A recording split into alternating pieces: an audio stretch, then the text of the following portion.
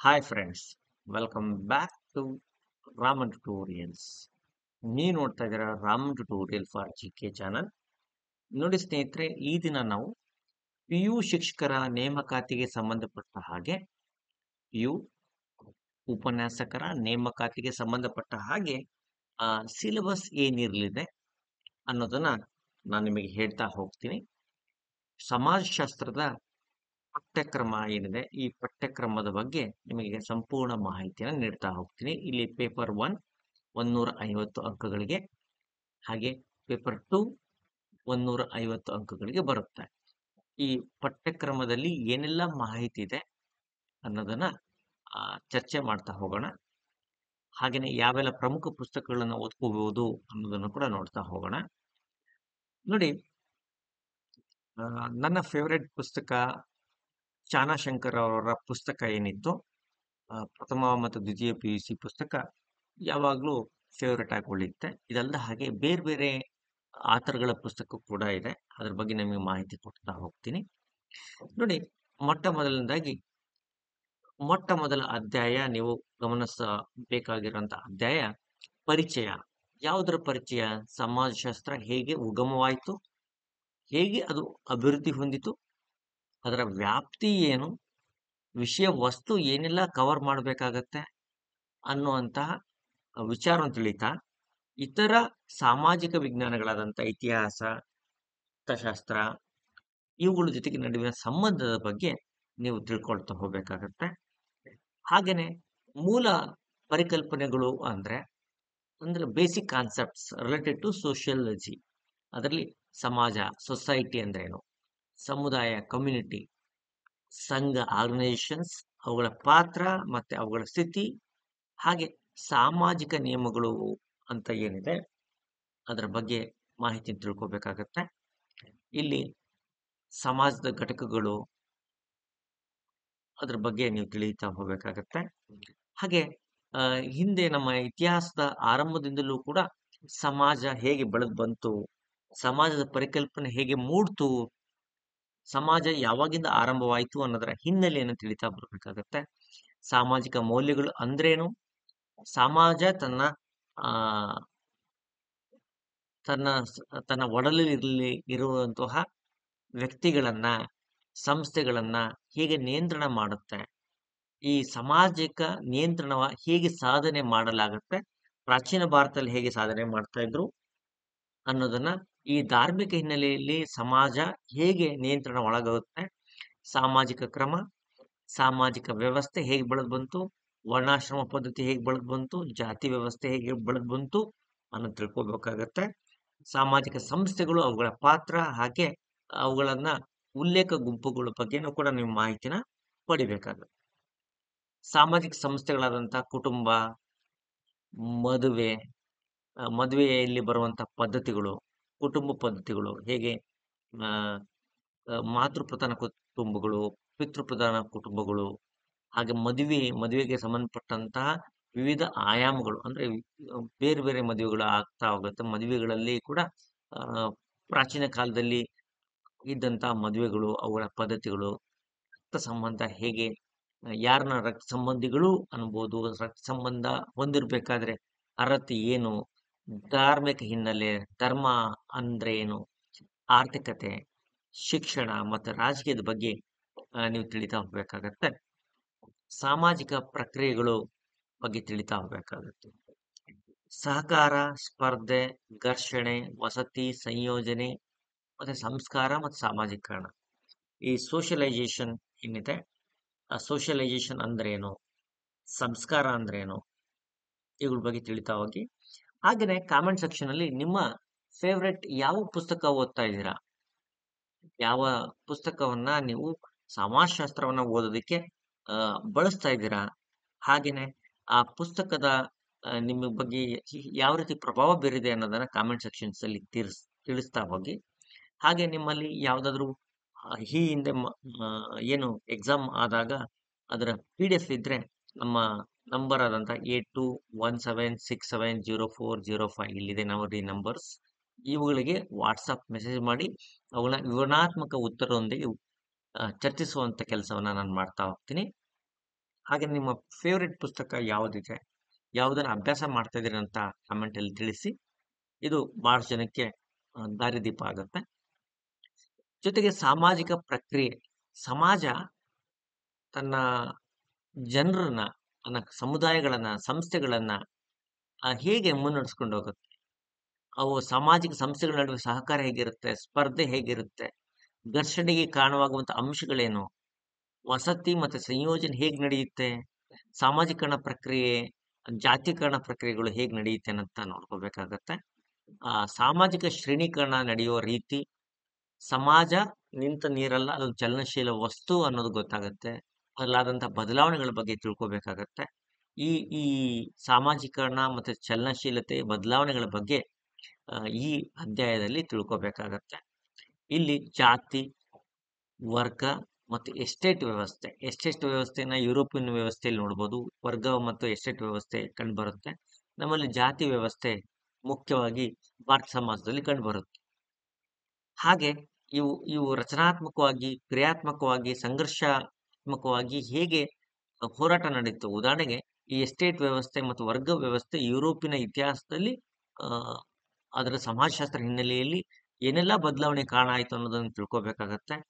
ಹಾಗೆ ಚಲನಶೀಲತೆ ಯಾವ್ಯಾವ ಮೂಲಗಳಿಂದ ಆಗತ್ತೆ, ಈ ಚಲನಶೀಲತೆಗಳನ್ನ ಹೇಗೆ ಅಳತೆ ಮಾಡಲಾಗತ್ತೆ, ಯಾವೆಲ್ಲ ದೃಷ್ಟಿಕೋನಗಳ ಹಿನ್ನೆಲೆಯಲ್ಲಿ ತಿಳ್ಕೊಬೇಕಾಗತ್ತೆ ಅಂತ ನೀವು ಡೀಟೇಲ್ ಆಗಿ ತಿಳ್ಕೊಳ್ತಾ ಹೋಗ್ಬೇಕಾಗತ್ತೆ. ಸಾಮಾಜಿಕ ಚಿಂತಕರು ಅನ್ನುವಂತಹ ಒಂದು ಅಧ್ಯಾಯದ ಹಿನ್ನೆಲೆಯಲ್ಲಿ Montesquieu, August Comte, Herbert Spencer, Max Weber, Emile Durkheim, Karl Marx, ಹಾಗೆ Pareto, George Simmel, Ferdinand Tonnies, Anthony Giddens, ಇವ್ರ ಬಗ್ಗೆ ನೀವು ಅವರ ಜೀವನ, ಅವರ ಹಿನ್ನೆಲೆ, ಅವರ ಕೆಲಸ, ಅವರ ಕೊಡುಗೆಗಳ ಬಗ್ಗೆ ಡೀಟೇಲ್ಡ್ ಆದ ಸ್ಟಡಿಯನ್ನು ಮಾಡಬೇಕಾಗತ್ತೆ. ಪ್ರತಿಯೊಬ್ಬರ ಒಂದು ಸೈದ್ಧಾಂತಿಕ ದೃಷ್ಟಿಕೋನ ಇರುತ್ತೆ. ಈಗ ಸಾಮಾಜಿಕ ವಿಕಸನ, ರಚನಾತ್ಮಕ ದೃಷ್ಟಿಕೋನ, ಕ್ರಿಯಾತ್ಮಕ ದೃಷ್ಟಿಕೋನ, ಸಂಘರ್ಷಾತ್ಮಕ, ಕೆಲವರು ಈ ಸಮಾಜದ ಬದಲಾವಣೆಗಳ ಸಂಘರ್ಷಾತ್ಮಕ ಹಿನ್ನೆಲೆಯಲ್ಲಿ ಅಧ್ಯಯನ ಮಾಡ್ತಾರೆ. ಅದನ್ನು ಅವ್ರ ಬಗ್ಗೆ ಅಧ್ಯಯನ ಮಾಡಬೇಕಾಗುತ್ತೆ. ಸಾಂಕೇತಿಕ ಸಂವಹನಗಳು, ಆಧುನಿಕೋತ್ತರ ವಿಮರ್ಶೆಗಳ ಬಗ್ಗೆ ನೀವು ತಿಳ್ಕೊಬೇಕಾಗತ್ತೆ. ಅದು ಪೇಪರ್ 1 ಅಲ್ಲಿ ಓದಿದ್ರೆ, ಪೇಪರ್ 2 ಅಲ್ಲಿ ನೀವು ಸಾಮಾಜಿಕ ಸಂಶೋಧನೆ ಬಗ್ಗೆ, ಘಟಕ 1ರಲ್ಲಿ ನೀವು ಸಾಮಾಜಿಕ ಸಂಶೋಧನೆ ಬಗ್ಗೆ ತಿಳ್ಕೊಬೇಕಾಗತ್ತೆ. ವಿಜ್ಞಾನ, ವೈಜ್ಞಾನಿಕ ವಿಧಾನ, ಅದರ ಅರ್ಥ, ಪ್ರಾಮುಖ್ಯತೆ ಮತ್ತು ಸಾಮಾಜಿಕ ಸಂಶೋಧನೆಯ ವಿಧಾನಗಳು ಏನಿದೆ ಇದನ್ನು ತಿಳ್ಕೊಬೇಕಾಗತ್ತೆ. ಇದು ನೀವು KSET, UGC ನೆಟ್ ಓದ್ಕೊಳ್ತಾ ಇದ್ರೆ ಅದಕ್ಕೆ ಪ್ಯಾರಲಲ್ ಆಗಿ ಕೆಲಸ ಮಾಡುತ್ತೆ. UGC ನೆಟ್ ನೋಡಿ, PU ಉಪನ್ಯಾಸಕರಾಗಬೇಕು ಅಂತ ನಿಮಗೇನು ನೆಟ್ಟು KSET ಬೇಕಿಲ್ಲ. ಆದರೆ ನೀವು ಡಿಗ್ರಿ ಕಾಲೇಜ್ ಪ್ರೊಫೆಸರ್ಸ್ ಆಗಬೇಕು ಅಂತಂದ್ರೆ ನಿಮಗೆ KSET ಅಥವಾ UGC ನೆಟ್ ಬೇಕಾಗತ್ತೆ. ಇದೇ ಒಂದೇ ಅಧ್ಯಯನದಲ್ಲಿ ಅದನ್ನು ಕೂಡ ನೀವು ಟ್ಯಾಕಲ್ ಮಾಡ್ಬೋದು. ಹಾಗೆ ವಸ್ತುನಿಷ್ಠತೆ, ಸಮಸ್ಯೆಗಳು, ಸಂಶೋಧನಾ ವಿಧಾನಗಳು, ವಿನ್ಯಾಸಗಳು, ಸಮೀಕ್ಷೆ ಮತ್ತೆ ಕೇಸ್ ಸ್ಟಡಿಗಳ ಬಗ್ಗೆ ಓದ್ಕೋಬೇಕಾಗತ್ತೆ. ರೈಟ್. ಪ್ರಶ್ನಾವಳಿ, ವೀಕ್ಷಣಾ ವಿಧಾನ, ಪ್ರಶ್ನಾವಳಿ ವಿಧಾನ, ಸಂದರ್ಶನ ವಿಧಾನಗಳು, ಏನೆಲ್ಲ ವಿಧಾನಗಳಿದೆ, ಆ ವೈಧಾನಿಕ ವಿಧಾನಗಳ ಬಗ್ಗೆ ನೀವು ಅಧ್ಯಯನ ಮಾಡಬೇಕಾಗತ್ತೆ. ಇದೆಲ್ಲ ಸಂಶೋಧನೆಗೆ ಸಂಬಂಧಪಟ್ಟಂತಹ ಒಂದು ವಿಧಾನ. ಹಾಗೆ ಲಿಂಗ, ಜೆಂಡರ್ ಹೇಗೆ, ಲಿಂಗ ಅಂದ್ರೇನು, ಲಿಂಗವಾದಲ್ಲಿ ಸ್ತ್ರೀವಾದ ಅಂದ್ರೇನು, ಪಿತೃಪ್ರಭುತ್ವ ಅಂದ್ರೇನು, ಲಿಂಗ ಶ್ರೇಣೀಕರಣ ಏನಾಗುತ್ತೆ, ಲಿಂಗ ತಾರತಮ್ಯಗಳು ಹೇಗೆ ಸಮಾಜದಲ್ಲಿ ಬೆಳೆದು ಬರುತ್ತೆ, ಈ ಲಿಂಗ ತಾರತಮ್ಯ ಅಸಮಾನತೆ ಮುಂದೆ ಹೇಗೆ ಬೇರೆ ಬೇರೆ ಆಯಾಮಕ್ಕೆ ಅವಕಾಶ ಮಾಡಿಕೊಡುತ್ತೆ, ಈ GDI ಲಿಂಗ ಅಭಿವೃದ್ಧಿ ಸೂಚ್ಯಂಕ ಹೇಗೆ ಕೆಲಸ ಮಾಡುತ್ತೆ, ಅದರ ಮೆಜರ್ಮೆಂಟ್ ಹೇಗಾಗುತ್ತೆ, ಏನೆಲ್ಲ ಇದೆ ಅನ್ನೋದನ್ನ ತಿಳ್ಕೊಬೇಕಾಗತ್ತೆ. ಮೂಲಭೂತವಾದ ಮತ್ತು ಸಮಾಜದ ವಾದದ ಹಿನ್ನೆಲೆಯಲ್ಲಿ ಸ್ತ್ರೀವಾದ ಹೇಗೆ ಬೆಳೆದು ಬರುತ್ತೆ, ಮಹಿಳಾ ಸಬಲೀಕರಣದ ನೀತಿಗಳು, ಸರ್ಕಾರ ತೆಗೆದುಕೊಂಡಂತ ಕಾರ್ಯಕ್ರಮಗಳು, ಅದಕ್ಕೆ ಜನರ ಸ್ಪಂದನೆ, NGOಗಳು ಮತ್ತೆ ಶಾಸನಗಳು ಏನೆಲ್ಲ ಬಂತು ಅದನ್ನ ಓದ್ಕೋಬೇಕಾಗತ್ತೆ. ಮಹಿಳೆಯರ ಭಾರತದ ಚಳುವಳಿಗಳು ಹೇಗೆ ಆಯ್ತು ಅನ್ನೋದನ್ನ ತಿಳ್ಕೊಬೇಕಾಗತ್ತೆ. ಭಾರತ ಸಮಾಜದ ಅಧ್ಯಯನದಲ್ಲಿ ನೀವು ಬ್ರಿಟಿಷರ ಕಾಲಾವಧಿಯಲ್ಲಿ ಮತ್ತೆ ಈ ಹಿಂದಿನ ಕಾಲಾವಧಿಯಲ್ಲಿ ಸ್ಥಿತಿಗತಿಗಳ ಬಗ್ಗೆ ತಿಳ್ಕೊಬೇಕಾಗತ್ತೆ. ಹಾಗೆ ಆರ್ಥಿಕತೆ, ಶಿಕ್ಷಣ, ವಿಜ್ಞಾನ, ತಂತ್ರಜ್ಞಾನ ಇವುಗಳ ಹಿನ್ನೆಲೆಯನ್ನು ತಿಳ್ಕೊಬೇಕಾಗತ್ತೆ.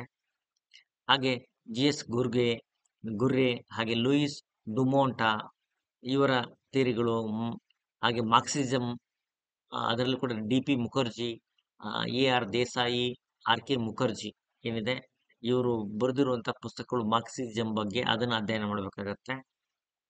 ಹಾಗೆ ಇಂಡೋಲಾಜಿಕಲ್ ಅಥವಾ ಟೆಕ್ಸ್ಚುಯಲ್ ಈ ಏನಿದೆ ಇದರ ಹಿನ್ನೆಲೆಯಲ್ಲಿ ಇವರ ಪುಸ್ತಕಗಳ ಬಗ್ಗೆ ಅಧ್ಯಯನ. ಹಾಗೆ ಸಬಲ್ಟರ್ನ್ ಏನಿದೆ ಈ ಸಬಲ್ಟರ್ನ್ ಬಗ್ಗೆ ಅಂಬೇಡ್ಕರ್ ಜಿ ಮತ್ತೆ ಡೇವಿಡ್ ಹರ್ಡಿಮನ್ ಏನಿದೆ ಅವರ ವಾದ ಅಂತ ತಿಳ್ಕೊಬೇಕಾಗತ್ತೆ. ಸಮಕಾಲೀನ ಭಾರತ ಸಮಾಜದಲ್ಲಿ ಏನೆಲ್ಲ ಅಂಶಗಳಿದೆ, ಈ ವಯಸ್ಸು, ಲಿಂಗ, ಶಿಕ್ಷಣ ಮಟ್ಟ, ಉದ್ಯೋಗ ಹೇಗಿದೆ, ಅವುಗಳ ಪ್ರಗತಿ ಹೇಗಿದೆ, ಏನೆಲ್ಲ ಆಯಾಮಗಳು ಬದಲಾಗ್ತಾ ಇದೆ ಅನ್ನೋದನ್ನ ತಿಳ್ಕೊಳ್ತಾ ಹೋಗ್ಬೇಕಾಗತ್ತೆ.